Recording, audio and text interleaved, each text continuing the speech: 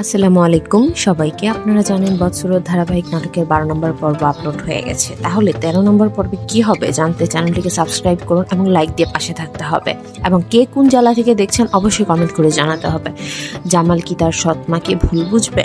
অন্যদিকে মায়া আর মরিয়ম মিলে কি পারবে জামালের সৎ মাকে সাহায্য করতে? আগামী 13 নম্বর পর্বে দেখবেন জামাল সে কিন্তু আবারও মায়াকে ভালোবাসবে, কারণ মরিয়ম সে এখন আর তার আসল রূপে ফিরে আসবে এবং মায়াকে সাহায্য করবে। মানে মরিয়ম এবার ভালো হয়ে গেছে।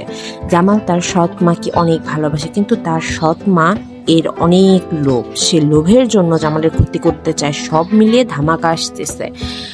আর জামালের সৎ মা জামালের সৎ ভাইকে অনেক মারতে শুরু করবে, কারণ দিনের পর দিন জামালের সৎ ভাই অনেক নেশা করে। জামালের মুখের দাগের জন্য মরিয়মের বাবা ডাক্তার নিয়ে আসবে, যাতে দাগ চলে যায়, মরিয়ম জামালকে বিয়ে করতে পারে। আসলে মেন কথা বলতে কি, বৎসর ধারাবাহিক নাটকের 13 নম্বর পর্বে অনেক ধামাকা আসতে চলছে। সেজন্য আপনাদের অবশ্যই চ্যানেলটিকে সাবস্ক্রাইব করে পাশে থাকতে হবে, তাহলে আপনারা জানতে পারেন বৎসর ধারাবাহিক নাটকের 13 নম্বর পর্বে কি হবে।